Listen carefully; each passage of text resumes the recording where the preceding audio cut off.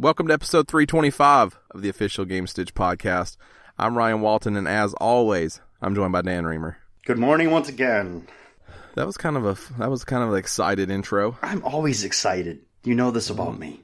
I don't know if that's true, but you were excited today. I'm excited today. I don't know why. I don't really have a reason to, but I am. Today's just a good day. Today is you've got good weather on the way?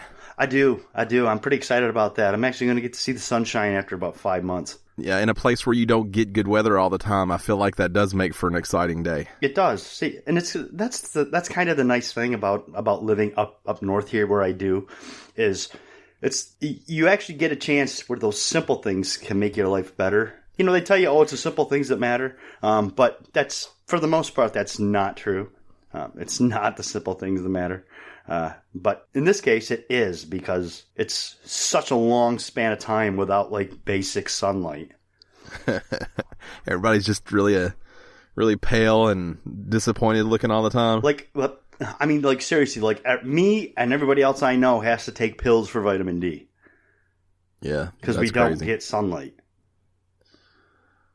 Well, I could have shared sunlight in buckets yesterday, because I don't know what happened, but it felt like they repositioned the sun right over top of my house. That sounds like a good time. It was not a good time, because I burn so easy that I look like a psychopath when I'm outside doing yard work, because I have to cover up so much, or I have to put like 6 bottles of sunblock on, and it was very hot yesterday. So you're out there in like a hazmat suit and a gas mask? Pretty much, yeah. Pretty much. I like to look as crazy as possible when people go by and I'm mowing, just to let them know this isn't a house you ever want to break into. You know? Don't stop here. Right. This isn't a welcoming home. This isn't a place where we want you. Producer Gerald behind the glass. Make sure he gets a proper shout out this morning. He's got a hello up. With an emoji. He loves his emojis. It is the easiest way for the tweens to communicate. That's what I hear. Yeah. Love. Eggplants aren't going to send themselves. Heart. They'd like to do the little heart symbol over their heart, because 2 hearts Two beat hearts as one, I I've heard guess. that. Mm-hmm. Yep.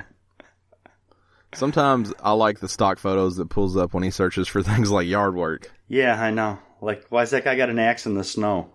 I don't know. What's he chopping? I don't know. And how does that constitute as yard work? Why isn't he wearing any clothes? He has no pants on. And he's standing in a creek. Pantless in the snow with a full-blown axe. Not like a tomahawk. No, or a hatchet. No, it's an axe. It's an actual axe in the snow. It's a small-headed axe too. That's like a hatchet end on a big-ass handle. Huh. He's standing in water. I don't know. I don't know what he's doing. In like Alaska. Huh. That's interesting. You see the guy that's like mowing, it's got the mower like tilted up, second picture though? Oh, yeah. That's like the most like I'm not mowing picture. That mower's not even running. Yeah, because the only time you really need to do that is when you go to turn it, and he's not. Yeah, what are you... he's got jeans on, too. I like these 2 guys over here who are both raking across the streams. Oh, they're like cross raking? They're in a battle to get the pile? Yeah. Oh, yeah. That's a husband and wife. Is that what that is? Old couple rakes leaves. Oh, yeah. Yeah, the crossing of the rakes is a visualization of their love. Is that what it is? Yeah. Mm-hmm. Is that like their version of a heart? Yeah. Of the heart over the heart? Yeah, 2 rakes is the same thing as the heart over the heart. Speaking of yard work, I did some yesterday, which sucked, but I had to run to Lowe's because I did maintenance on the mower. I did the full thing. I did everything you should do, which is unlike me. Mm-hmm. But I did air filter, fuel filter, spark plug, oil, all that. Mm-hmm. But while I was there, I noticed they have a Roomba for the yard. Yes, they do. I've seen this thing. Husqvarna has one. I've seen this. I'm all in. My yard's too big for it, but I want everyone whose yard isn't too big for it to pay attention to it. They also have one that... it's a Husqvarna. That does... that you can put in your garden and will cut weeds. Yeah, I want that thing. The turtle? Yes. Yeah, I want that thing. I have a garden this year also. I'm pretty much full-blown farmer. It looks like that top picture, but that's not the one. It's $1,200, right? But it comes with someone who actually comes to your house and sets it up for you. Oh. Now, it doesn't use a sensor like the navigation cube, like a fancy Roomba. So it does, though, tried and true. Like, I'm just going to bang around till the floor is cleaner, in this case, till it's mowed. Right, till everything's cut. Yeah, so it just bounces around. So there's two things you can put up. You can put up a boundary wire, which tells it where it can and can't go. Okay. And then you can put up a guide wire, which helps get it to places where maybe it keeps missing. So it does have sensors where it'll like bounce off and keep going straight. Correct. So that's how you would create your boundary. But it's not using like a pathway to know that it just mowed right here. Right. The cool thing is the way that I understand it, based off of the pamphlet that I picked up, was you just let it mow all the fucking time. That's it right there. It's never not mowing, though. You just, it'll mow at night, day, whatever. When it gets low, it goes and charges itself. Because it's electric, it doesn't make any noise. It sounds like a box fan. And it just mows all the time. If you had a small, like, fenced-in yard... Perfect. You could pay for this thing in 1 year versus paying someone and never have to touch it and have a well-manicured yard all year long. Well, yeah, because, I mean, at that point, it's the same price as a decent lawnmower. Yeah. Right? Yeah. So, or paying somebody, what, $45 every week? Every week to do it? Yeah. Yeah. Yeah, I don't think it would take forever to ever get my yard done. It wouldn't work for my yard. I have like 2.5 acres to mow. Yeah, I only have 0.75, but I've got a big front yard and a big backyard. It just wouldn't work. But I love the idea. I'd have to have fucking wire everywhere to tell it where it can and can't go. Yeah, I would too, because I have so many. There is an action. Yeah, look at it. That thing looks good. It's just doing what it do. See, so there's probably a wire buried there to tell it where it needed to turn like that. Mm-hmm. You could tell it's doing it a lot. It's made like a little pathway here. Yeah. That's where it drives across the driveway. Yeah, they probably buried wire there. I mean, it's a cool idea, but I don't think it's where I need it to be yet. No, because you need a bush hog that drives itself. Yes. The technology's not there because they still need to make sure it doesn't flip upside down and kill everything that touches it. Exactly. Yeah, I could see how making that's a little more challenging than making a one that vacuums the shit off your floor. Right. Now, the turtle that you spoke of, the garden one, I dig that thing. Yeah, I do too. And if we ever actually get... Because actually what we're going to be doing is we're going to be doing a raised garden. I'm making a raised garden for my wife. No, I'm making frames. I have 50-gallon plastic barrels that I'm cutting in half. And we're going to do some plants in those. It's not spelled the traditional way. I think it's TRTLE. Yeah, TRTLE. Change it to garden. Yeah, I think it's like that. I think it's... Now, last time I checked, you still couldn't actually buy one. No, I don't think it's actually out yet. Maybe put robot up top, because I just pulled up garden turtles. That's our bad. Who doesn't love garden turtles, though? I tell you what, I do like a tortoise. I like a turtle. There it is. That thing just has a tiny weed eater underneath it. It parks over top of the thing and just goes... Zzz. Yep. And it does it 24/7 too. Yes, it does. It just keeps going. And... Those kids, they're like, I love the garden robot so much, I'll play out here beside it. Right. I don't know if that's safe, but... Yeah, it's fine. Because I feel like... Because, I mean, you ever have weed eater string hit your shins? That sure hurts. No, I'm terrified of the weed eater. I don't ever want to hit any part of me, yeah. Do you wear shin guards? No. Who weed eats so hard that they're worried about hitting their shins, though? It's got the guard on the back. I don't like weed eating at all, though. Or it like snaps off and... Because I don't use a weed eater in the traditional manner.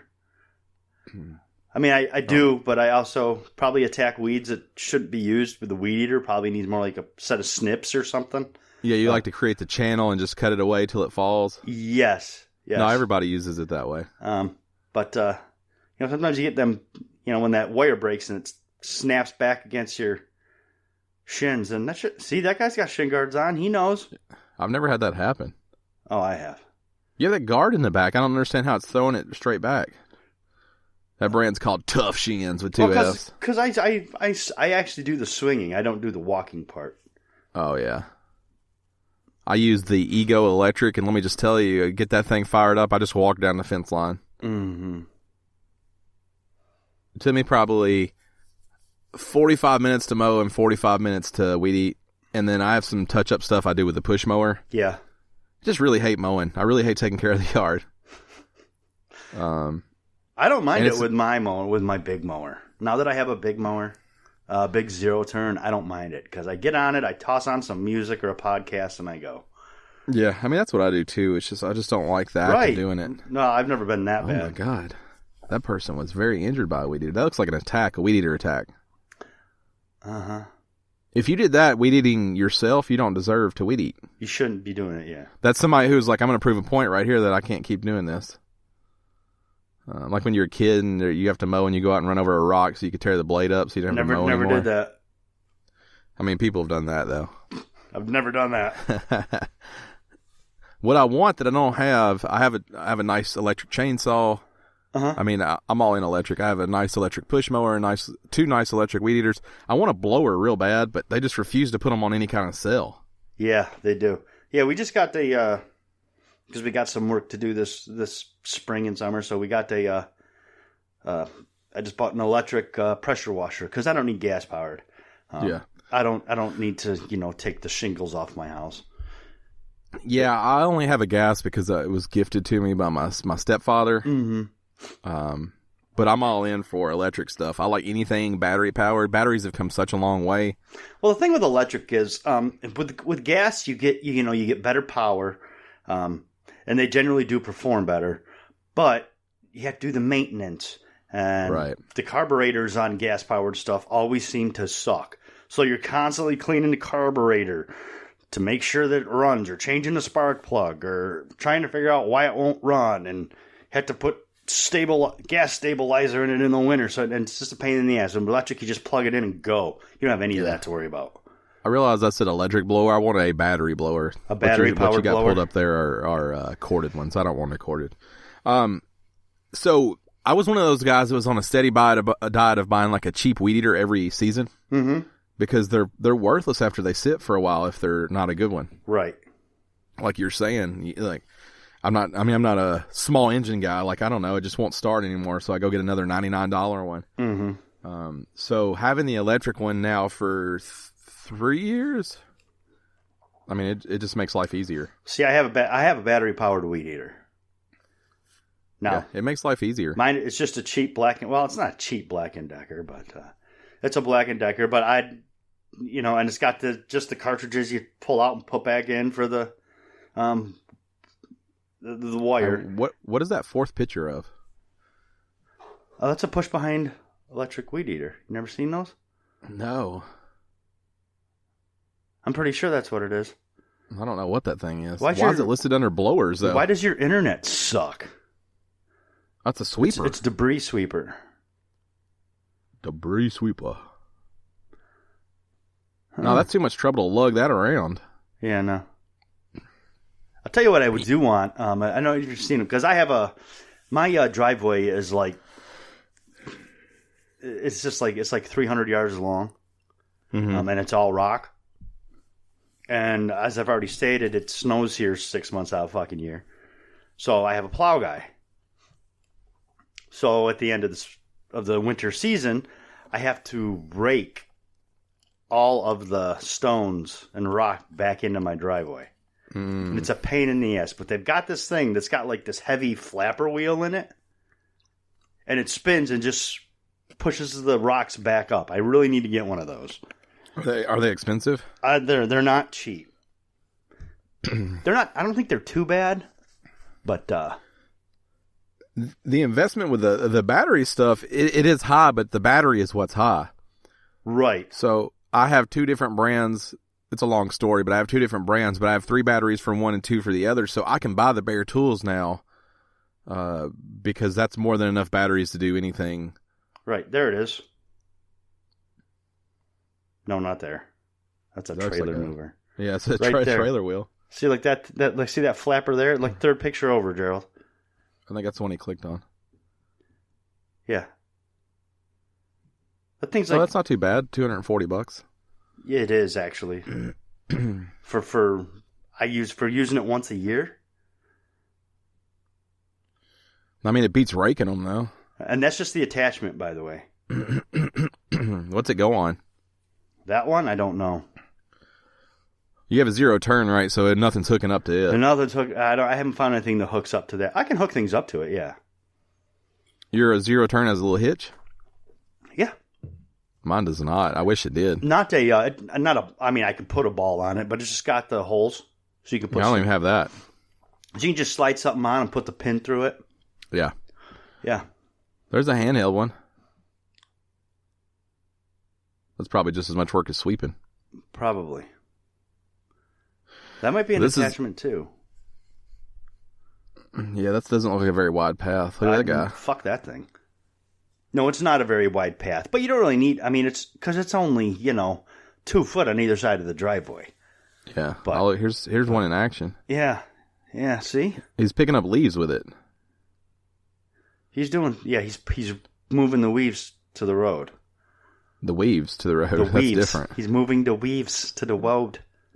That's one of those it attaches to a weed eater where you can slip the end of it off. Yep. So I got to figure something out because raking that shit sucks, and mowing over it isn't really good. This is the spring lawn care show. So yeah, we talk about all things outside yard work. That's right. I hate it. I would quit that show immediately because I hate outside yard work. I don't know why I keep saying outside. It's all outside yard work. Yeah, say yard work. I say I hate it, but there are times where it's nice to just go out and do it. Mm-hmm. I hear people say that. But look at that thing. Yeah, that thing's cool.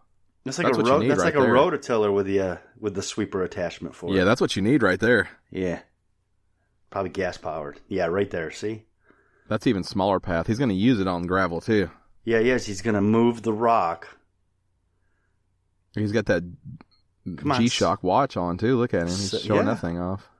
Look at this guy. Here he goes. There he goes. See? And then I bet the thing kicks up some dust. It puts all the stone. Yeah, it's cool because it's not tearing his yard up at all. Right. Yeah. Yeah, I really need to look into one of those. Yeah, scoop one of them up. It's probably $500. It probably is. I wanted an edger for a long time. Yeah? I got one of those. It sucks. I got a good deal on it, but it's a good thing because it sucks. Let's jump into video games. I haven't really played any. I played a little bit of Rocket League and got my Switch out and played a little bit of Super Mario Brothers 3. That's it. Oh, really? How was that? It's phenomenal, like always. It's part of the Nintendo Online stuff, so I jumped in there and played a little bit of that.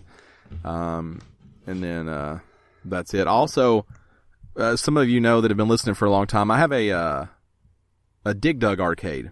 Yes, you do. At the $5 store the other day, they had the smallest Dig Dug arcade you can buy. Oh, the little tiny one? It's so small. It's probably 3 inches tall. Yeah. It is fully functional, light-up marquee. It has the joystick, has the 2 buttons. Now, keep in mind, I have a full-size one in the garage. I've been playing this little one. It's not, that's even bigger. It's the small one. It's not that first big one. Yeah, it's that little one with the finger. See the finger? That's the one that it is. It's so tiny. It is obnoxiously small. But it looks exactly like my big one, which is why I bought it, just because I thought it was cool. Right. To have. But I've been playing it on there, which is absolutely the worst version of Dig Dug I've ever played. That's a bigger one, yeah. But I've been playing a little bit of that, too. I've actually played that probably every day since I bought it last week.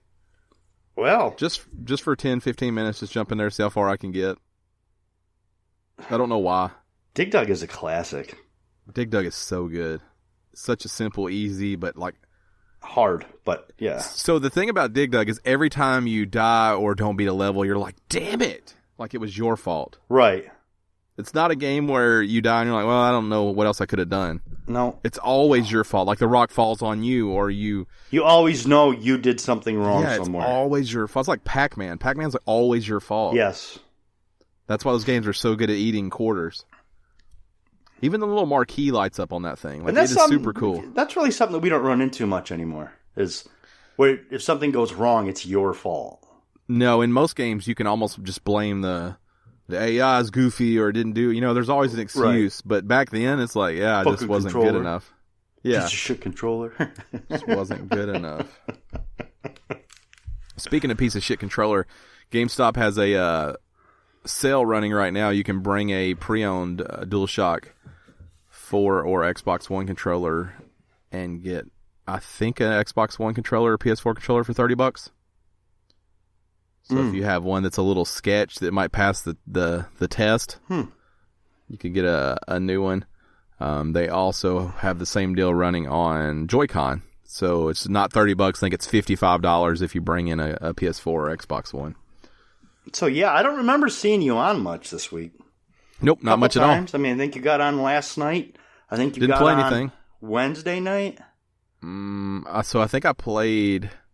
Let me think. I played Wednesday. 2 days this week, I turned my PS4 on, and got on the store, and then started watching YouTube videos and fell asleep in the chair. Yep. I do remember there was one night where you were just on. And the reason I know all this is because I've been playing the shit out of my PS4. So. Yeah, you have been on every time I've been on, but I haven't played anything. Like I said, I just jumped on and then faded out. As a matter of fact, I would wager, I can check real quick, and I'm going to. Let me check real quick. I'm pretty sure I probably got like 4 full days played in Division 2. That's a long time. Let me double check for sure here in just a minute. Golly, look at that Assassin's Creed controller. It's got leather wrapped. Some bitch look good, huh? It doesn't look comfy to hold because of those straps, but it looks cool. Those I have played. Ooh. Let's see, where is it? 3 days, 17 hours, and 44 minutes. Yeah, you got a little work to do to hit that 4. I do. Yeah. Challenge accepted. Well, I got, 6 hours? Yeah, challenge accepted. 7 hours? You can hit that today. No worries. I got this. You could get that this afternoon. No, yeah, the only thing I've played is a Division 2. And I have played it a lot, as I said. I'm up to World Tier 2 now. Actually, Matt, I played with friend of the show, Thomas, one night. And we had a lot of fun. Ryan, you'll be glad to know that the issues that we had when we played together with Division 1 are not present in Division 2. Yeah, I heard it scaled properly. It really scaled him right up real close to us. And it really helped for him because he was just bumping through levels. He was leveling up like crazy. So I think we played for probably 45 minutes to an hour, and he jumped up 2 to 3 levels. Mm-hmm. Which is virtually unheard of.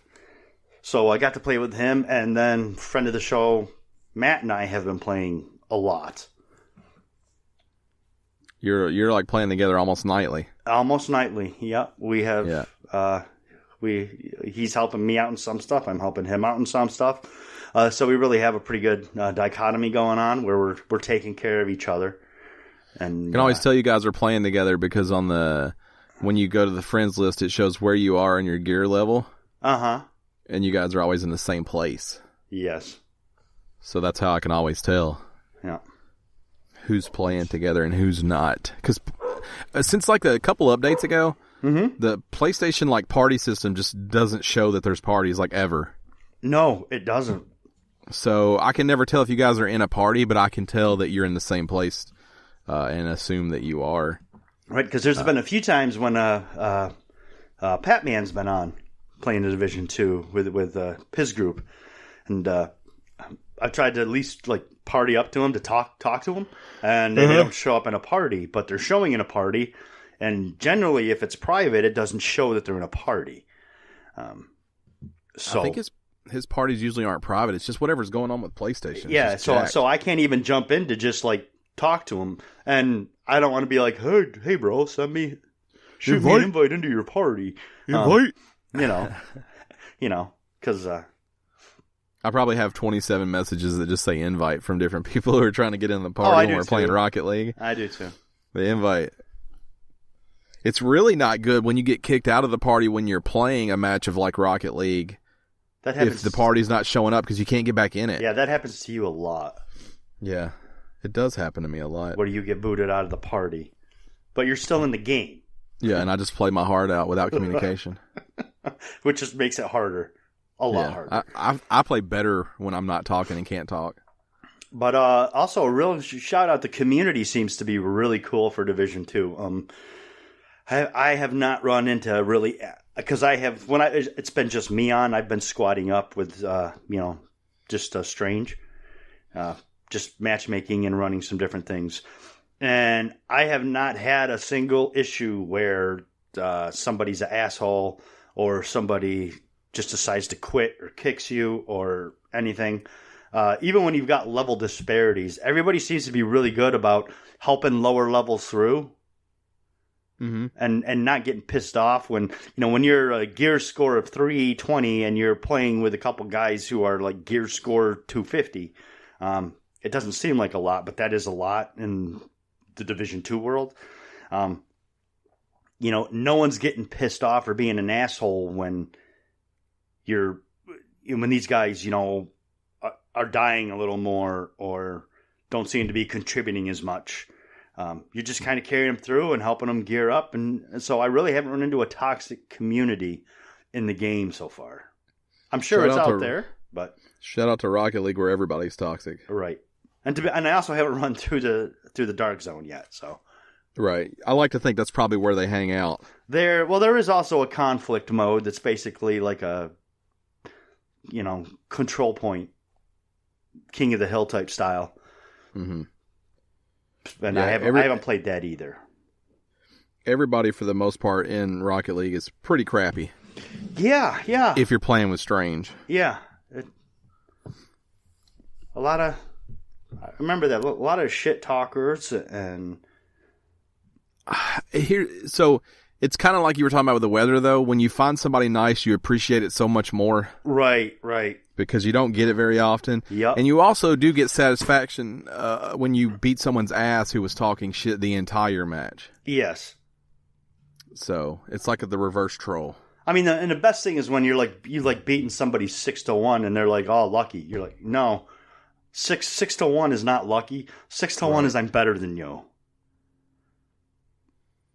But I will say, I try not to go too hard on the people who talk, because our very own Marshall 205 is a shit talker.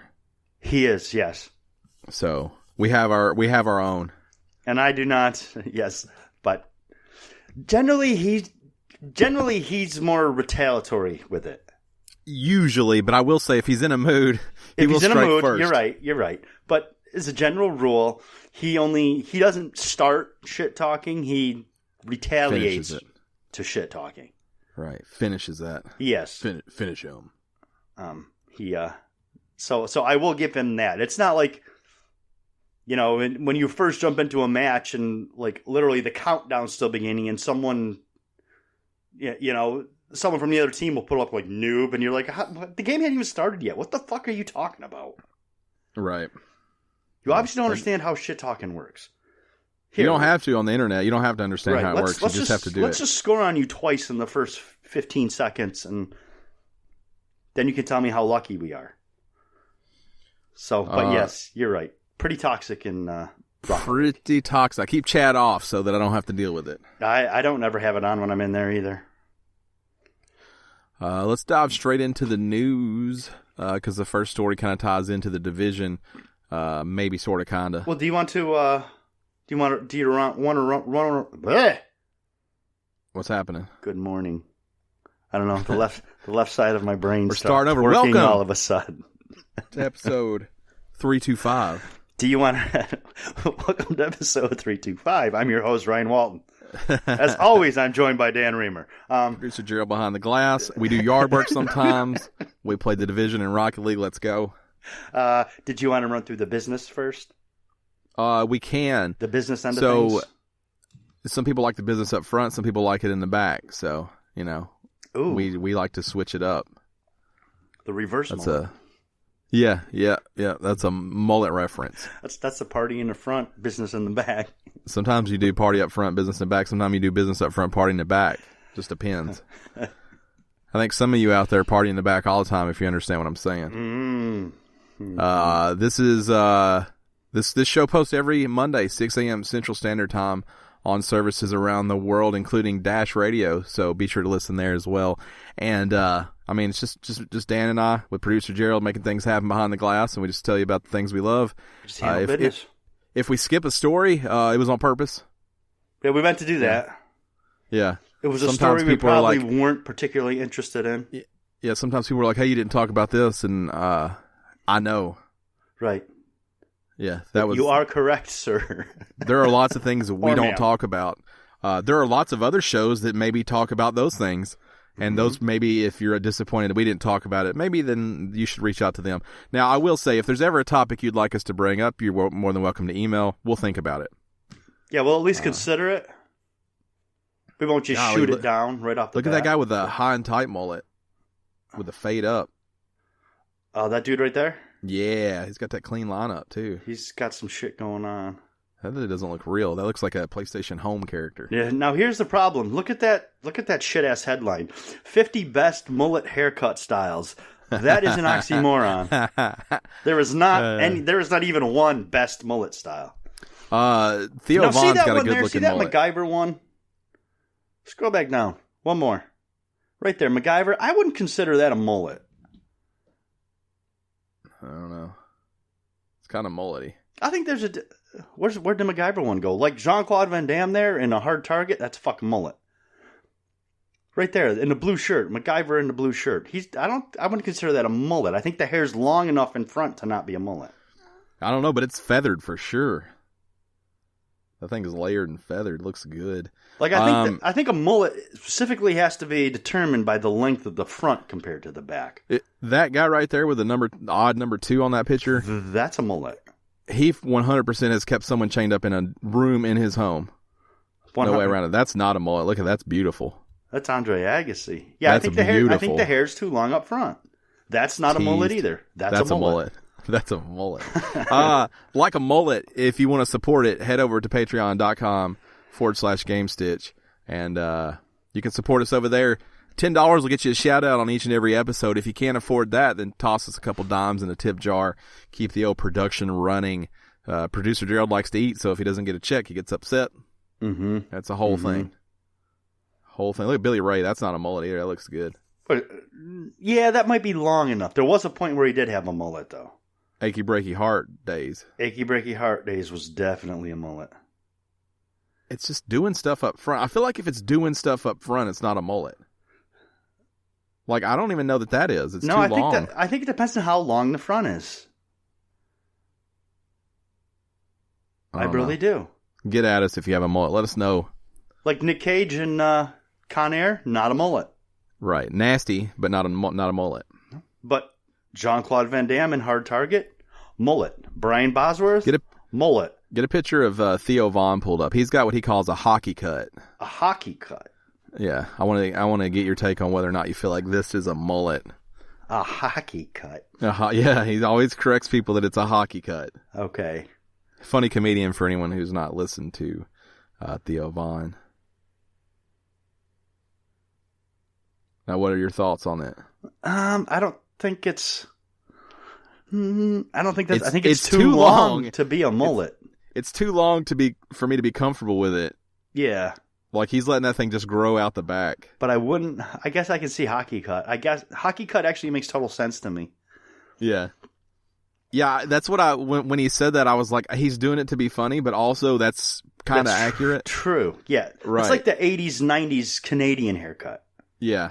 Which is not a true mullet. He's not Canadian either, and I'm guessing never played hockey, but I do like the hockey cut. I will never have a hockey cut. Since we're constantly off subject this entire thing, shout out to the Predators. They won the Central Division last night. Woohoo! So they'll have home ice in the playoffs. Man. Young Theo Vaughn didn't look... He hadn't really found his way yet. No. Yeah, he was trying to be trendy there. All right. Anyway, support the show. Patreon.com comes out every patreon.com/GameStitch, and it comes out every Monday at 6 a.m. Central Standard Time. So that's what it is. True that's story. what it do. What it do? That's the business side of things. What it be? Now let's jump into the news. It appears that we know what the next Assassin's Creed is going to be. Why would you say it like that? Why not? Assassins? Yeah, that's how people say it. That's like the other day. My wife messed up when she was speaking, and she was talking about me grabbing to get her pajamas. And she said, "Can you go get my pajamas?" I was, what? What?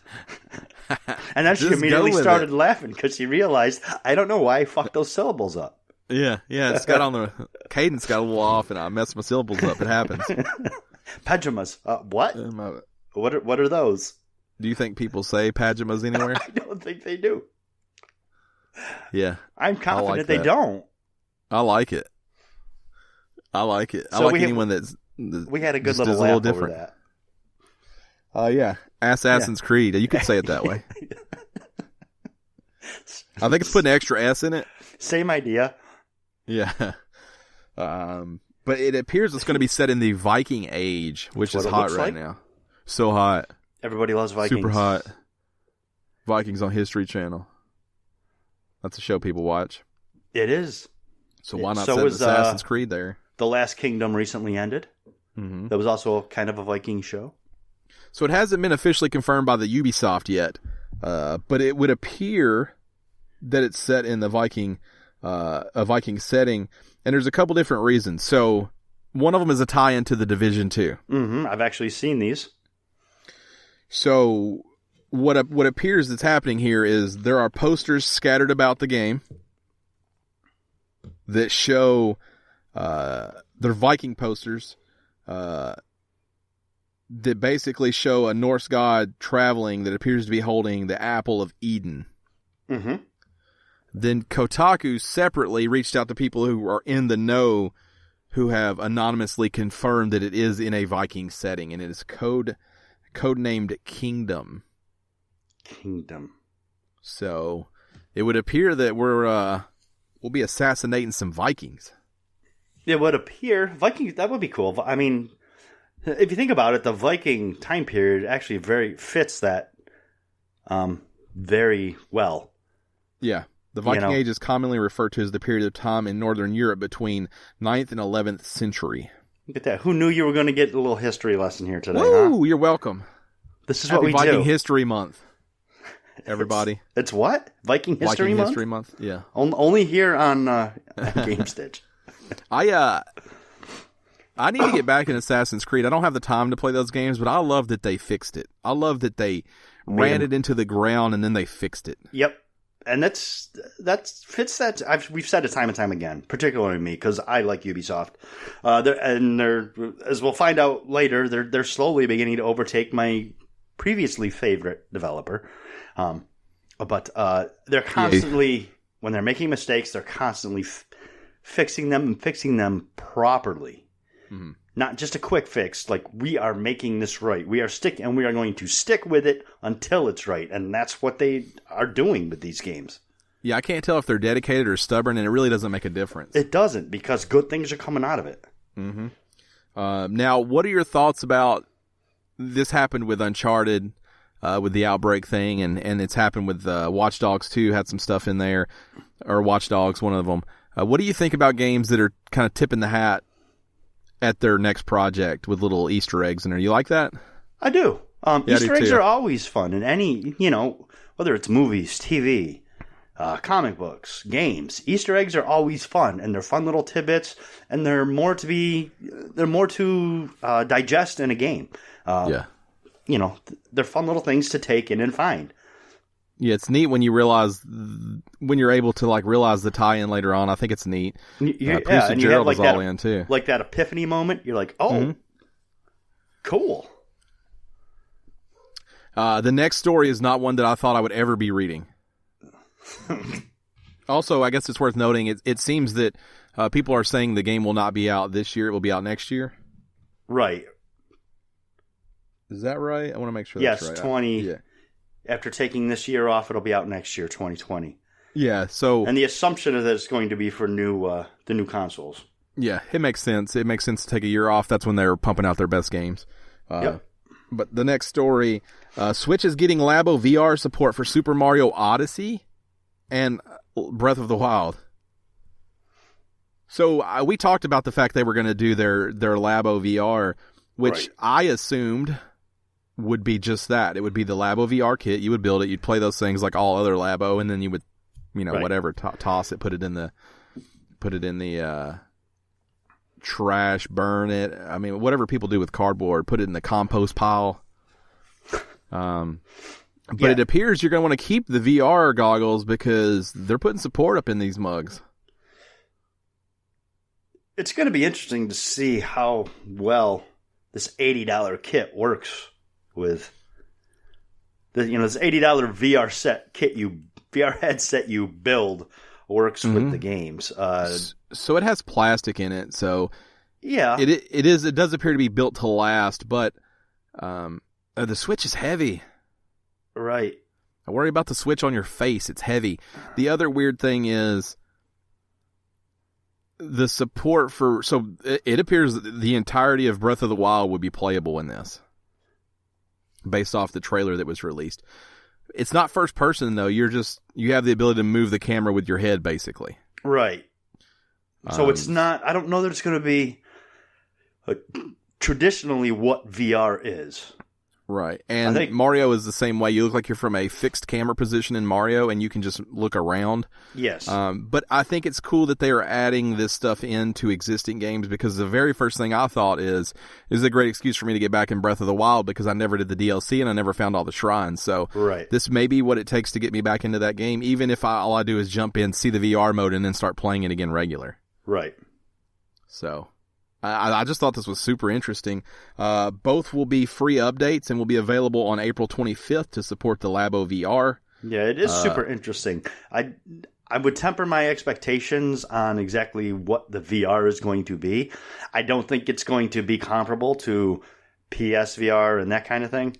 HTC Vive, Oculus, any of those. I don't think it's going to be comparable like that. I think it's going to work more along the lines of the way the Virtual Boy worked, where it's basically everything is going to look much more 3D, and you're going to be able to look around using your head. I think that's probably going to be the extent of things. I could be wrong, but...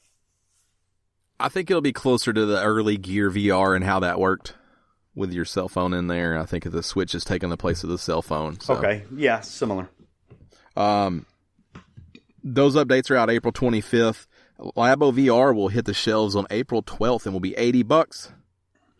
It is the most immersive and robust Labo kit to date, according to Nintendo. Makes sense. The kit also comes with a programming tool that can be used to create VR games. So if you've ever thought about being a developer, this is probably not the path for you. But it's available. Yes. I don't know. I'm excited about it. I'm going to buy it. Did I talk about the hot VR, the hot Labo sale? I don't think so. So... there was a hot Labo sale last week that I found out about through another show I listened to, and it was not advertised anywhere, not online. It was in store only, and they basically had all the Labo kits for $20 or less. Whoa! At Target, like all of them? Yes. Like the robot, the car pack, which is the new one, and the variety pack. I think the variety pack I think was 17. The car pack I think was maybe 20, and I think the robot was 17. So I actually heard about it, and I was like, 4 days late, there's no way there's any of these left. Wrong. Pulled up my phone, and all I'm trying to get is the robot one, right? Uh-huh. So I pull up my phone, and I look, and it says that they have a robot one in stock. So I'm like, I'll just be late for work because this is important. So I go over there to purchase it. I get there, it's just empty shelving where they go. And the tags are really generic too. They say Nintendo Switch game and have the price. They don't even say Labo because I think they're trying to avoid any price match anywhere. Right. It's not advertised, it's not online, and even the tags in the store are sketch. So I can't find anybody in electronics. Big shock there. No way. So I find a nice young lady working in the baby food section, which is close to electronics in my particular target. And I ask her, I said, hey, do you work in electronics? Knowing the answer, but I need to get the conversation started. Right. No. And she goes, I don't, but I can probably help you. I said, sure. So here's what I'm looking for. It says you have one in stock, and I would like to buy one, but obviously I don't see it. And she said, well, a lot of times the online tracker is not correct. And I'm like, yeah, I mean, I've heard that before. Makes sense. Yeah, so she took the SKU, typed it in her little PDA that they give their employees, and she goes, we actually did get 2 in today. I was like, cool. She said, let me go grab one for you.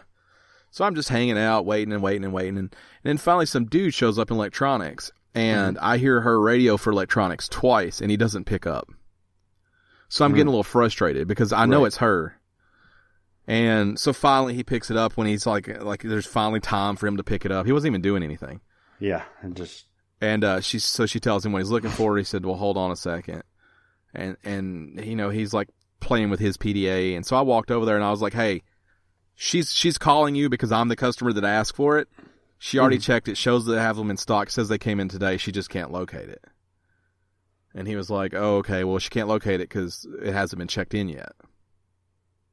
Well, how are they there then if they haven't been checked in? That was my problem. They shouldn't show up on inventory. So what he tells me is the inventory is off, and what it's showing they have isn't actually what they have, but they do have to. But he hasn't checked them in yet. So I'm like, well, can you check them in? And he was like, I can't right now because he's busy, you know. Yeah. And I'm like, well, I want to buy one. You have one, so you understand where I'm at. And it was on the phone with Matt, so Matt was like, just buy the other one too, and I'll buy it from you or whatever. Yeah. So I told him, I want to get them both, and he's like, I can't sell you both of them because it's just, the sale's crazy, and we're not advertising it. We're actually supposed to find out how the customers, how the customers are finding out about it. I'm like, I ain't got time for all that. Why are you supposed to find out? Because he was just a douchebag. I'll be honest. I think what they were trying to do was buy them for the employees. Right. And he was upset that Baby Food Girl told me where I could find it. Right. So here's what he says. He says, I can't check it in right now. So what? And I said, I'll just get online and buy it then and pick up in store. Mm-hmm. And he said, we'll reject that order because there's none in stock. I'm like, yes, there is because you just told me the inventory's wrong. Right. And he goes, I'll just put one up front with your name on it. And I will call you when it's up there for you to pick it up. And I'm like, it's not that I don't trust you, but I want to make sure that I get this. So right. I need your name. And this is the odd part of the story. He says, it's Eric with a C. That would be the traditional spelling of Eric, so you don't have to do that. Well, I think a lot of people consider the traditional spelling to be with a K. No, C is definitely the traditional spelling around here. I know because childhood friend growing up was Eric with a K, and he had to tell everyone. Because everyone got it wrong. I don't know. Around here, I think it's more common to be with a K. So I thought that part was odd. And so I left pissed because I didn't trust Eric with a C.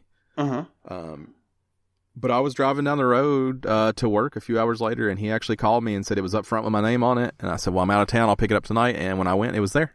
Okay, well. I paid $17 for the robot kit. So shout out to Baby Food Girl and Eric with a C because they both did. I feel like Eric with a C could have done a little more, but he did pull through in the end. Mm-hmm. So I now own the entire set. They have not had any more back in. I've checked multiple times. I know Matt has checked multiple times in his location and wasn't able to find any either. So I've kept stopping back in and asking, and they haven't had any more. But I was able to get the robot kit for $17, so I now have all of them, and I'm gonna add the VR to that too, and just be a Labo fan. All right. So that took a detour, didn't it?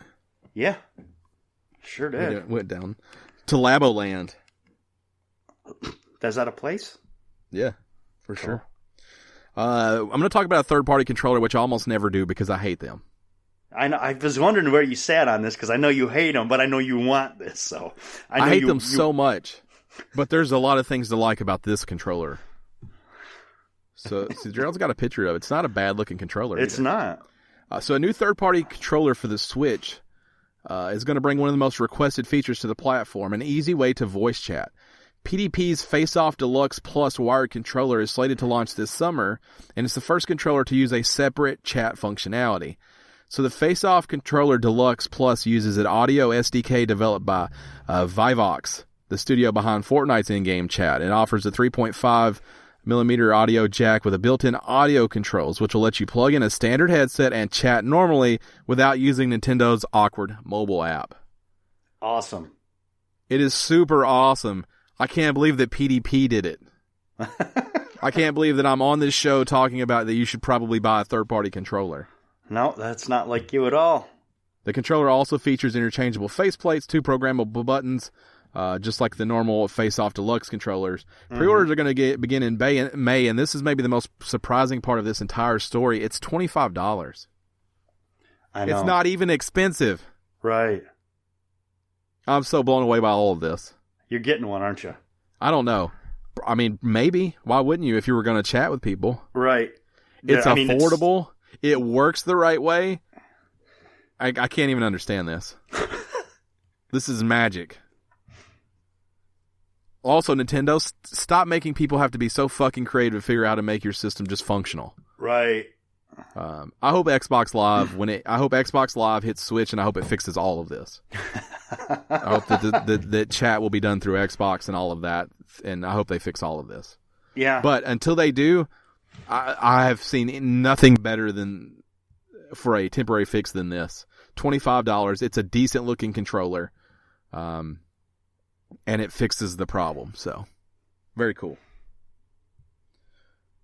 Very cool. The next story is about Starlink. Now, I picked up Starlink for the Switch a while ago. Producer Gerald just picked it up this weekend. Starlink is the Ubisoft space exploration single-player Toys to Life game. And it's in a weird place right now. The game itself has a huge following. People really like it. And they're making toys that no one's buying because this game is fully functional with or without the toys. Right. You can buy everything as DLC or you can buy the toys, which is smart.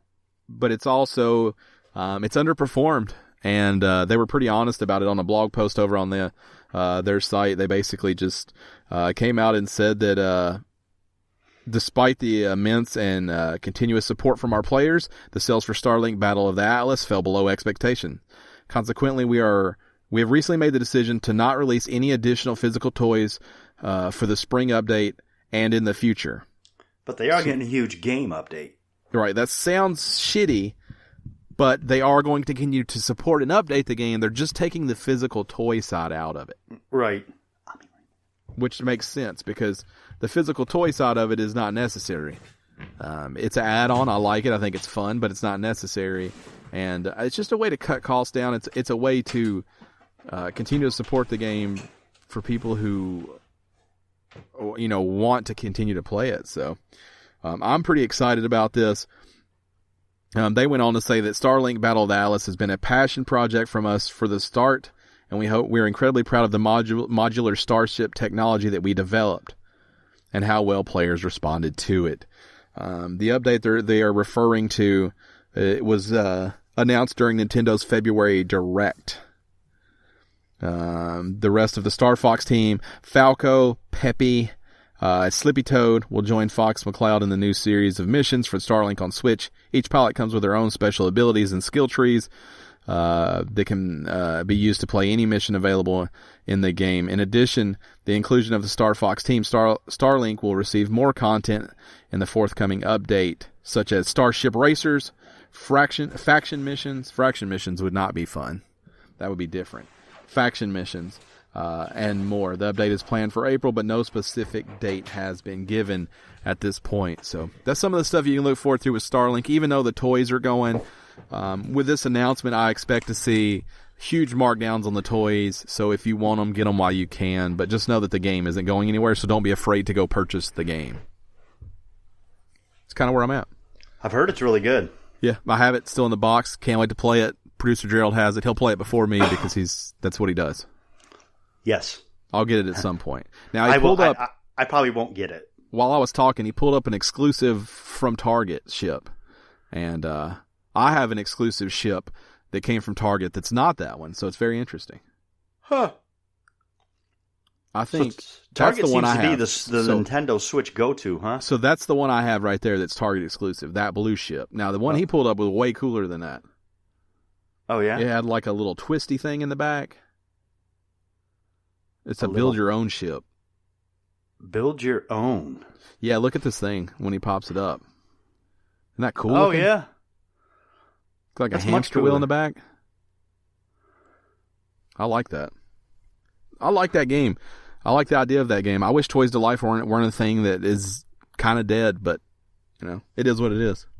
Yeah, it is. I don't think Toys to Life is. I think it's seen its days. It's the Rock Band. Its days are definitely numbered, with the exception of Amiibo and Nintendo, who is apparently immune to all things that die. Well, they also don't make enough. They create that drought, so it makes it seem much more needed. I picked up 2 Amiibos the other day for 30 cents a piece. Really? Where at? Dirt Cheap. Which is another discount store we have here. They were 95% off.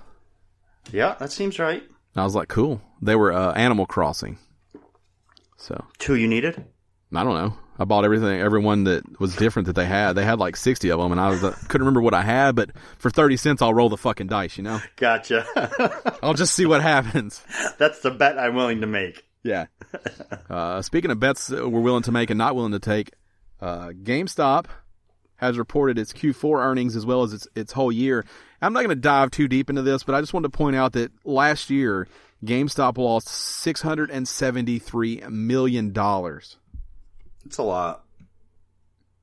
So if sometimes you think we're just too hard on them and they're not really doing as bad as we say, I just wanted a little perspective for everybody. Now, I will say, GameStop thinks the future's bright. They got a new CEO. Apparently they think this George Sherman guy is going to swap stuff around and make it awesome. I don't know, man. We are excited to move forward under George's leadership as we refine our strategic direction and implement several initiatives under development to strengthen the company for the future and drive sustainable growth and profitability. AKA, we hope this shit works. Yeah. Now, and here's, I think, is the key to these numbers. If we go through them, and pre-owned sales fell by 21.3%. That is GameStop's bread and butter. And they did about a quarter less than what they normally do, which is, a quarter doesn't seem like a lot, but in this case, it's a pretty significant number. A quarter doesn't sound like a lot unless you only have 4 of them. Right. So if I gave you 4 quarters and took one, you'd be like, that's kind of a lot. Right. And, or if you had $1 million and I took 250,000 of it. Kind of a lot. Now it's a little bit more in perspective, right? So I think this is a product of digital sales, and I don't necessarily mean that people are all in on digital. I mean, people buy digital, they can't then take it to GameStop to trade in, which means I then can't go to GameStop and buy it pre-owned. And buy a pre-owned game. You're right. So, and the thing is some of the deals, Division 2 was $45 on the PlayStation Store this weekend. Yeah. So GameStop has a huge sale too. A ton of new games are on sale, and I think The Division is also included in that. Right, but they're trying. They are trying, but man, it's so much easier to do when I'm just sitting in my chair and I stumble across it. Yeah. And I'm like, oh, well, shit. Press button, enter password. If you have that enabled, it may just be press button. And yeah, I don't even have that enabled. I don't even have 2-step on. I'm just bam. Yeah, no, I have 2-step on because my shit got stolen once. So. Yeah, I trust Sony. They wouldn't do me wrong. Well, they already did me wrong. That's where I got stolen from. So. But remember back in the day when you had the mess, they gave you Alien Nation for free. I do remember that. Or Dead Nation or whatever, and Stardust. Uh-huh. Remember also whenever the PlayStation came out, you got like free Blu-rays too. I think I got Talladega Nights. Sony's done a lot to get right with me. 2 free games and a Blu-ray. I'm not saying they haven't done things right. I'm saying they have... 2 things can be true at once. Okay? You can do things right, and you can do things wrong. That's true. And you can do both of those. And That's Sony, true. for me, has. Here's their spring sale I was talking about. So, can you zoom in a little bit? How much do they have the Division for? still more expensive than it was on the PS Store? I can't see. It's $50 instead of $60. They are trying to compete though. They've got Red Dead for $40. Yeah. NBA 2K for $30. 2K19, WWE 2K19 for $30. Yeah, Kingdom Hearts is that $40. Kingdom Hearts 3 is only $40? Yes. Yep. They're trying a bunch of trade-in credit stuff. Buy 3, get 1 free, mix and match all the bullshit that they sell. I'll tell you one thing. If they want this Think Geek thing to take off that they have going on, one thing, I understand having these statues displayed, but you've got to have ones that aren't open. That can't be your only one. Oh, I see what you're saying. You have to display it so I can see it, but that's not the one you want to buy. I want to buy the one that's boxed. Yeah, that makes sense. They've got to get away from that. I mean, I bought things from them because I knew I was going to display them. Yeah. But I would have bought 2. One to display and one to just have. One to fondle. One to have to possibly, create a little bit of wealth out of it and sell it at some point. But they only had the one, and it's the display one, and I'm like, oh, okay. I mean, I'm going to display it anyway, so it's not an issue. Yeah. But I didn't get to open this thing, man. And that's an issue. And people who collect things, that's important to them. Yeah, they either want to open it or not open it, but they want to have the choice. Right. So the Ultimate Edition for Red Dead is $70 too. Yeah, that's a good deal. Mm-hmm. Yeah, if you held off for it, it's a great deal. Right. Should we ban Fortnite? We should never ban anything. Prince Harry, the Duke of Sussex, and 6th in line for the throne for the British crown, he thinks we should ban Fortnite. He's wrong. Here were his exact comments on BBC. Where was this set at? Let me make sure. YMCA event in London. Mm-hmm. He says Fortnite shouldn't be allowed. Where is the benefit of having it in your household? It's created to addict. An addiction to keep you in front of your computer for as long as possible. It's so irresponsible. It's like waiting for them for the damage to be done, and the kids are turning up on your doorsteps and families being broken down. Now, most people think this is in response to the high number of divorces that have occurred in that area. In all areas, and Fortnite was blamed. This is bizarre. What a weird thing to feel like you need to say publicly. Right. Also, what did Fortnite do to you? Right. Why is it? Why wouldn't it be all video games? Couldn't you simply just said video games? So let me tell you what I think happened. I think Prince Harry was playing too much Fortnite. Is that what you think? I think Meghan Markle got upset. I think they almost ruined the marriage, so he's on a personal vendetta against Fortnite. I don't think that's what happened. No, clearly this is someone who's never had a chance to enjoy himself in things like that. The thing is the people who make these statements and the people who are put in charge of these kinds of the legal issues that spring from these are people. There's a disconnect between them and the people who are actually involved with these games. So if you were to ask Bernie Sanders or Mitch McConnell about video games, how do you think that's going to go? I mean, what about the one senator that asked the CEO of Google about why his iPhone doesn't work right? Right, and his answer had to be, "Well, that's not our product." I think there are partial truths in this statement. You shouldn't ignore your kids or your significant others to play video games. Well, the problem is you're absolutely right. You shouldn't be. But this is also a guy who's been caught by paparazzi with, strippers and drinking alcohol. And those are all addictive issues, too. They can be addictive. So I think that's where I have the problem, though.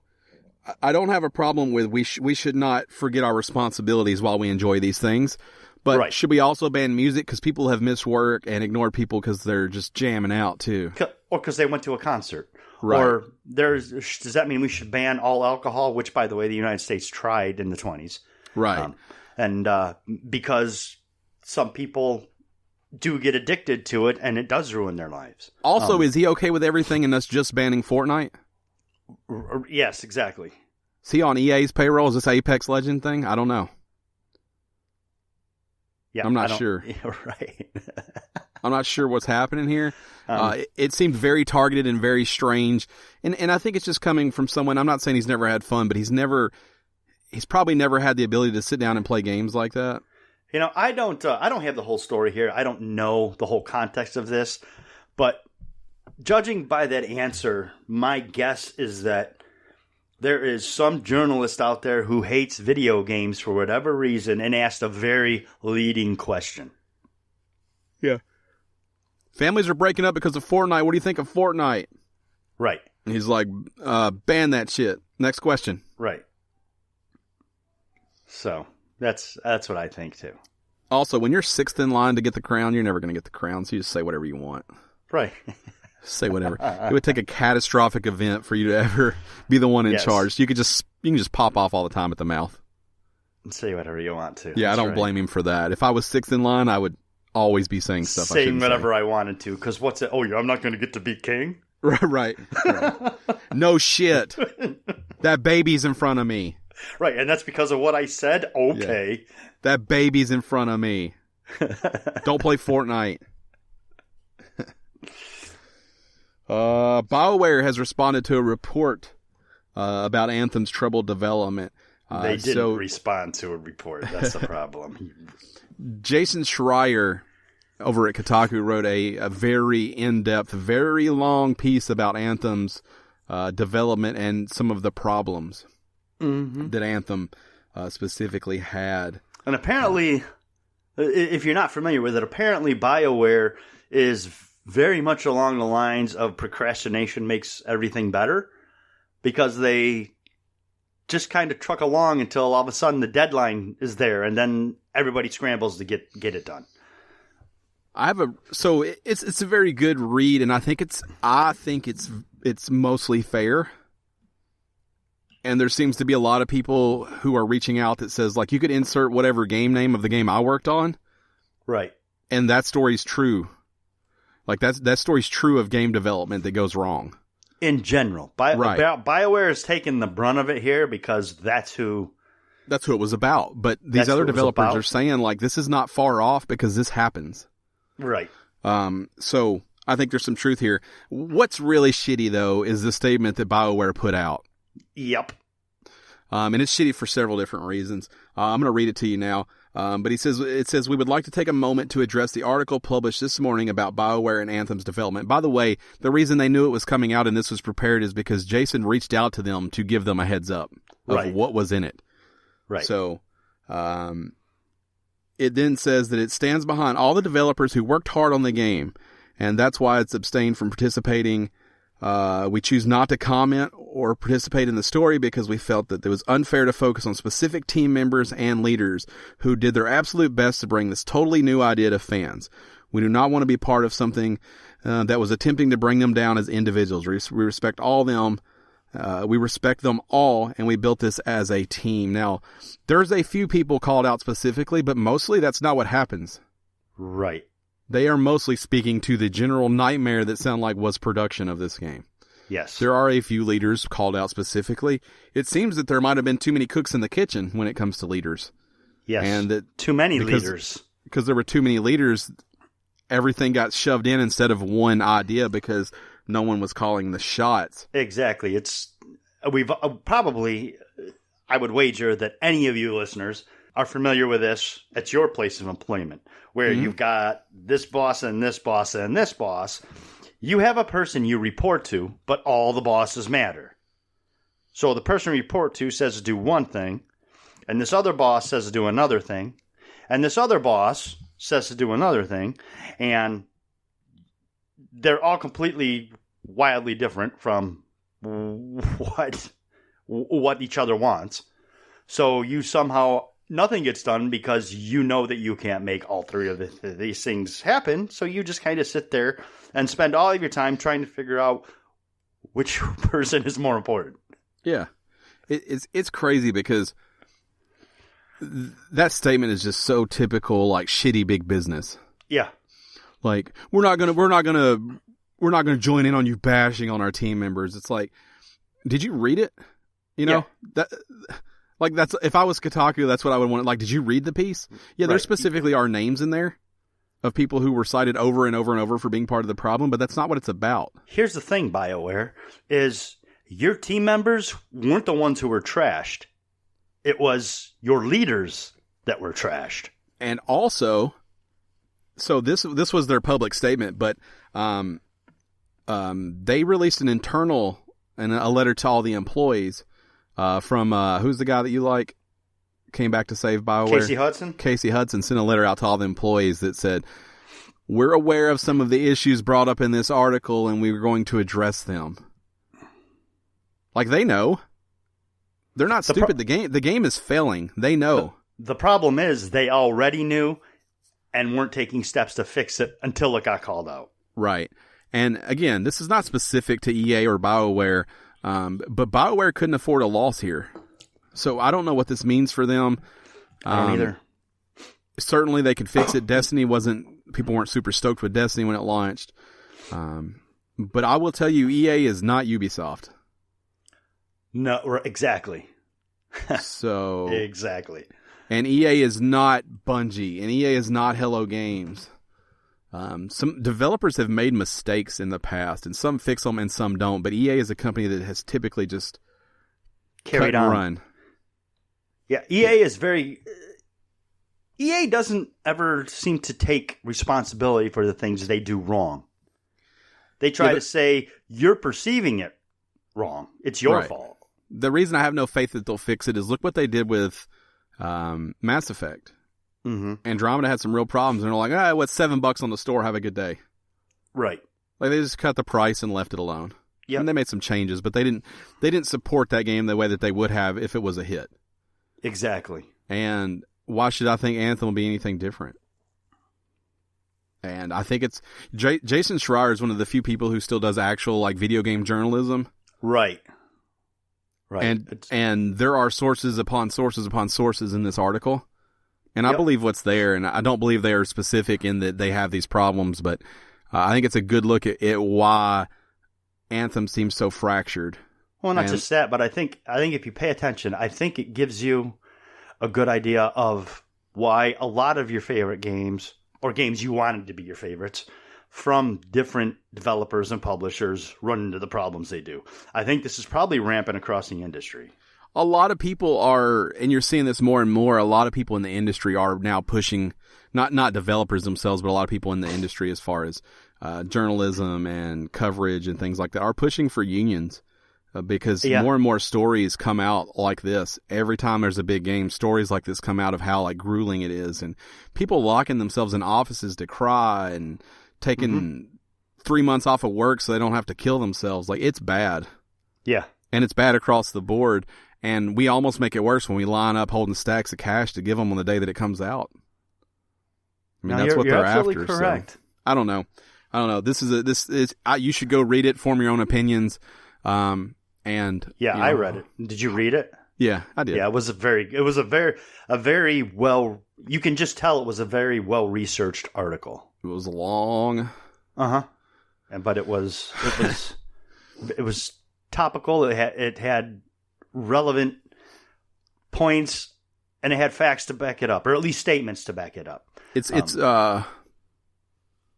I did not feel like it was one-sided. I didn't feel like there was an agenda there. No, I didn't either. I don't think it was set out to bash BioWare. I think it was literally investigative to give you an idea of the things that actually happen in the making of games. Yeah. So check it out if you didn't. It really is a really good read. Form your own opinion. But I thought if anything was bashed, and I'll say this right for me, if anything was really bashed and attacked, it was the Frostbite engine. Yes, nobody seems to like that engine. You're correct. Yeah, if anyone was really bashed, it appears it was Frostbite, not individuals. I mean, there are individuals in there, but Frostbite really is attacked, and it sounds like Frostbite is an absolute nightmare to work with. Yeah. So I don't know. Interesting. The last story here, which is just really on here because it's a feel-good story, and it's in the vein of something I love, but An American man has set the record for the largest video game collection. Antonio Montero has 20,000 games in his home collection, which you guessed is absolutely massive. It spans multiple rooms. His library includes a complete North America collections of PS2, PS3, PSP, original Xbox 360, Wii U, GameCube, Wii, Dreamcast, Sega Genesis, and others. He also has more than 1,000 Nintendo DS games. There's a video. Think about that for a second. Every game released in North America for those systems. So, Gerald gets this video pulled up. Not only, they go floor to ceiling in shelves. It is bananas. It's crazy. How many games this guy has. In fact, he says it took him 8 days to count them in order to submit the record to Guinness. It's crazy. Guinness World Records, not the beer. That wouldn't make any sense.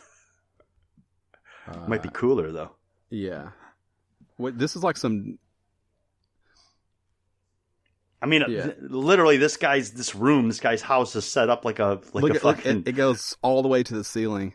Yeah, it's like a My video game. favorite part about store. this is a news story that's covering the story. Mm-hmm. This is so like news. They sent some dude to a video game store to do the intro. Right. He was just like in a GameStop or whatever, and he's probably like, let me tell you about one man's mission to have the largest collection in the world. I guarantee you he said something like that.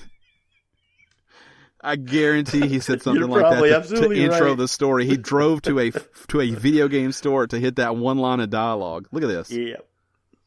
That's his house. Yeah, insane. There's his kids who don't get anything. Right, because his dad buys video games. Right. Can I play Spy Hunter on Xbox? No, son, it can't be touched. Yeah. I love this guy. He's, yeah. I love this guy. I love that he's doing it with what looked like 3 to 4 kids. I love this guy. Yeah, but I don't know if you noticed, the only thing in his living room was a couch. Well, yeah. That's all I've got. Look, here's this guy again. In case you're wondering, that's a lot of video games. Yeah. Back to you, Doug. Gosh, I like how the news people, they just speak with like a different cadence than normal people. Yes. No one talks like that. If you met someone that talked like that out in the real world, you'd be like, what's wrong with you? It'd be so weird. Yeah. Yeah, it would, right. Yeah. So shout out to this guy. Yeah. Biggest video game collection. Well, today we have a man from Richmond, Texas, right, who has something to say about that. When it comes to video collecting, he's top dog. And you're like, what? Yep. Or it won't say that. Like, he's the winner because they want to make a game reference in it. When it comes to video collecting, he's player one. When it comes to the collection of video games, he is a man with a mission. Yeah, that's right. Here's Troy Donahue on site. And Thursday, he completed that mission. For KTPO Channel 13. I like he used his full name, too. Look at the full name. This is the actual video that he uploaded. This is a much better video because it didn't have douchebag Steve in the beginning. But watch when it pans up. Oh, we got buffering. Oh, time to, yeah. Well, look when it just keeps going. Yeah, all the way up. I was like, who has 10-foot ceilings? All the way up to his 10-foot ceilings. Or Juan's small. I can't tell. 10-foot ceilings or he's little. No, it's 10-foot ceilings. Because that's a 6-foot door. Unless maybe it's only 8 foot. I bet it's 8-foot ceilings. Unless he's 4 feet tall. I bet it's 8-foot ceilings. Yeah, he's got a lot of stuff. Shout out to him. Lined along the floor. Jesus. I already forgot his name. Shout out to Antonio Montero. Antonio Montero. So many games. That's really cool. I love collecting, so it's a cool story. That's going to do it for the news. I know we're running a tidbit long. A what? A tidbit. It's a tad bit. You could say tidbit. Nobody like says a breast bit long. Except for you just did. You can say a tidbit. Nobody says that. It's better that way. It's not. Look at that one red cartridge is giving me an aneurysm up there. Yeah, because that needs to be on an end somewhere. Put that somewhere by itself, right? Put that in a drawer. There's another. Yeah, I don't know what that is. I don't like it, though. He collected his whole life for this moment right here, and I get that. I get Good that. for him. You go, Antonio. It's Antonio Banderas. It's time for shout-outs. Not. Antonio Montero. Antonio Montero. It's time for shout-outs. Remember, if you want to shout out, head over to patreon.com/GameStitch. Support us at the $10 tier, and you get a shout-out each and every week on this show. Whether you supply us one or we supply you with one, we're going to give you your time because you know what? You earned it. True that. This week is no different. We have 2 shout-outs. Do you want to go first or do you want to go second? I'll go first because mine might be the longer one. You go first then. So Zach writes into us this week for his shout-out. Zach Wimbush. He says he'd like to give a shout-out to all words that sound dirty or naughty, but actually aren't. And then he made a list. Now, I'm not going to read through all of these. There's some fun ones on here. There is some fun ones on here, though. So first we're going to start with fornication, which is similar to fornication, which is like sex. But fornication is the sensation of small insects on your skin. Which sounds dirty, but is actually really nasty. Right. It's dirty in a different way. Yeah, it checks both boxes. It's a different kind of dirty. This is a fun one, fuckalite. Yeah. A fuckalite is a mineral, as is coming tonight. Coming tonight? What? No, someone didn't even try on that one. No. What are you going to call that mineral? Just coming tonight? Because that's what I'm doing after this. Exactly. Yeah. One that we're all probably familiar with, that we've heard of in some shape or form, is probably angina. Mm-hmm. That feeling you get when the blood flow is reduced in your heart. So yeah, it's an actual condition, a heart condition. Let's see, Turdus maxicus is a nice one. That is a Tibetan black word, not a giant shit, which you would think it was. It should be not a giant Turdus maximus. Yeah, it's a Tibetan right? blackbird. Right? But it should be like, I just took a Turdus maximus. Now, the next one is my favorite on the whole list. The biggest shit ever. Oh, you like the Galactic Bulge? Yeah. It sounds like a giant space boner. But it is the center of a star galaxy. Yeah, which is kind of the same as a giant galaxy boner. A little bit. This is another one we've all probably heard before. The coccyx, also known as a tailbone. And then I like arsehole. Not to be confused with the way people in Britain say right. asshole. Right. It's an arsenic organic compound. Now, he's put one on the list that I've never heard of, which is sea-puss. Sea-puss, which is the riptide undertow. If anyone ever looked at me and was like, be careful of the sea-puss. Nope, I've always heard it referred to as the undertow of the riptide. Yeah, I wouldn't get in the water if they said, beware the sea-puss. I don't know what that is.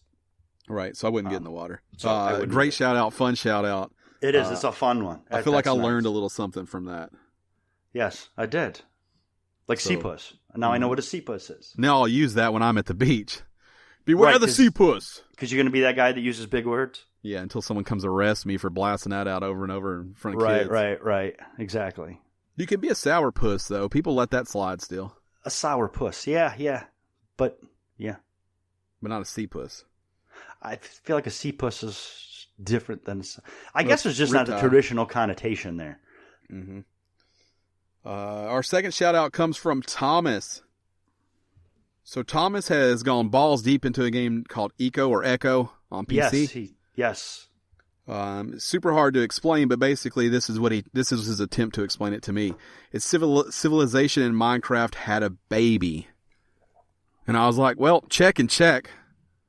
You're all in. Yeah. So I've been watching videos and stuff. This game is phenomenal. I'm actually glad that I don't have a good way to play this game because I don't want to have Prince Harry up there talking about this game. I don't need him speaking about what I destroyed in my life. Kids showing up on his doorstep talking about this game. I mean, seriously, Prince Harry, you're married to Meghan Markle, and this is how you're spending your time? Get the fuck out of here. I like her. I like her too. She seems fun. It's a weird couple, but whatever. He doesn't seem fun to me. He seemed like he was fun, and now he's a stiff. I don't know. I feel like he could still be... I feel like he probably still is fun, but he needs to get away from the properness. Yeah, you can, I think. Can you get some video pulled up for this game? What's cool about it is you all jump in a server, and you basically start with nothing, and you build like a whole civilization together. But the more you build, the more you destroy the Earth or the world that you're on. Uh-huh. So you have to like keep in mind and balance like creating civilization without destroying it.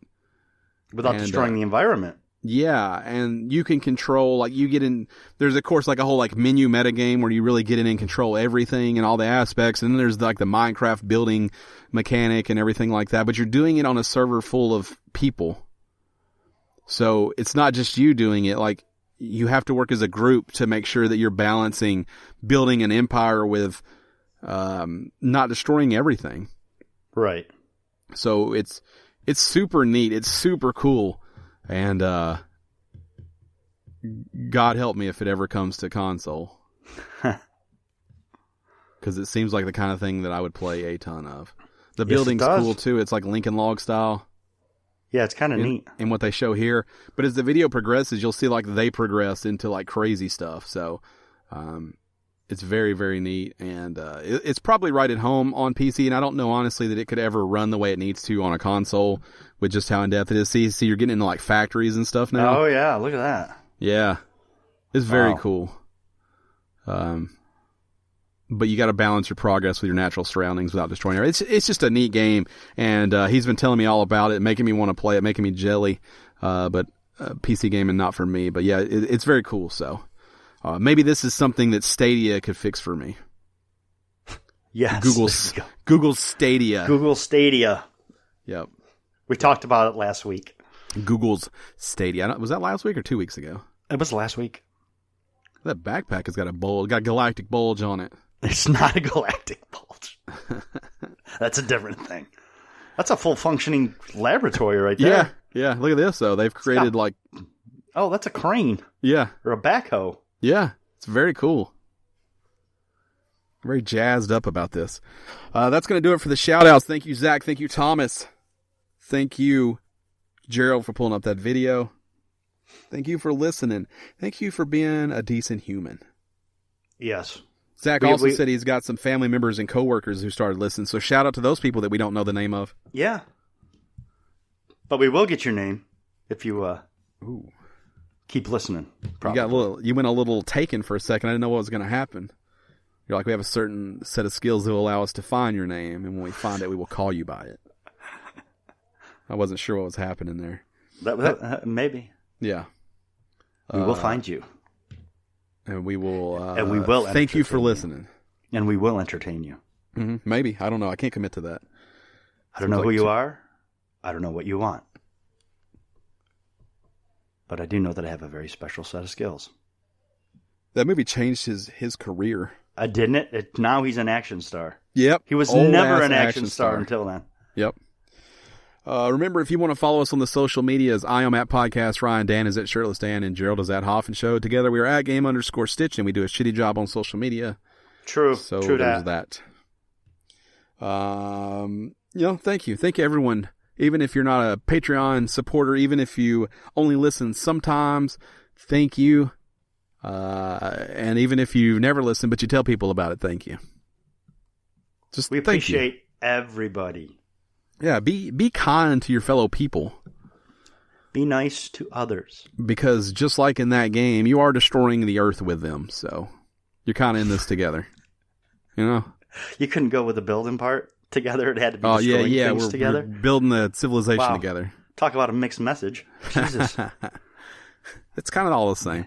Be nice to each other, even though you're evil as fuck. Yeah, well, people are. People are evil? Well, we're destroying the earth. People who are destroying the earth are evil? No, everyone is destroying the earth. Oh. I thought you meant everyone was evil. I mean, I guess if you're the earth, you would feel that way. I guess. If the earth could speak, it'd be like, you guys are evil as shit. Right, you guys suck. Right. Some of you are dumping stuff into my rivers. Hashtag GTFO. All of you are just spraying stuff up into the air. I don't know. If the earth really got mad, the earth has a lot of ways it could take care of shit. I see what you're saying. It's got lavas, earthquakes, hurricanes, tornadoes. Well, that's more weather. I think weather's probably somebody different, not earth. It's at least a second cousin, though. Yeah, I mean, they're definitely related. It's someone they could call in. Yeah, they got DMs for sure. He could call in the brother from another mother. And, yeah, they're like, hey, cousin weather, what if a tornado rolled through here? Yeah, fuck this particular place right here. Okay. Tornadoes, because that's what affects my part of the country, are scary as shit. Yes. You're just having a regular old storm, and next thing you know, just a tornado, just a funnel of spinning clouds and wind just rips your whole life up. That's right. A cone of death. Yeah. There's nothing you can do to prevent it. It's a scary thing. And I know every area deals with their own thing, but that's the one that happens here. And I think they're very scary. See, we're kind of lucky up here.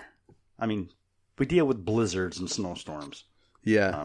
What are they? Polar vortexes, they like to call them now. Yes, polar vortexes. That was never a thing, but till like 5 years ago, and now polar vortexes are very popular. Yeah, before it was just like really cold. Yeah. Now it's polar vortex, but yeah. But I mean, I guess we get some minor earthquakes every once every probably 20 years or something. Your waters are filling up with great whites. So there's that. They're coming into fresh water? No. The oceans parts of all of that. I live by a lake. Right, but I know what I'm saying. Like that's all your area. You have the whole state. Oh, okay. So that's scary looking. That's like a After Earth, or not After Earth. That's that shitty Will Smith, Jaden Smith. 2012. Day after tomorrow. Day after tomorrow. Almost a day after next. That would have been a worse name for that. Where the big meteor smashes in, and they could have just called it 2 days from now. Yeah, that would have also not been as good a name. A couple days from now. That's going to do it for us. 325. Is that right? That's right. 325. 325. My God, tell your friends how long this thing has been going. And we will be back next week. Same time. Oh, he's got a kitten up. I like that kitten. Yeah, that says bye, guys. It's waving. It's been emotional. That's going to do it for us. We'll be back next week. Same time, same place. Good night. Good night.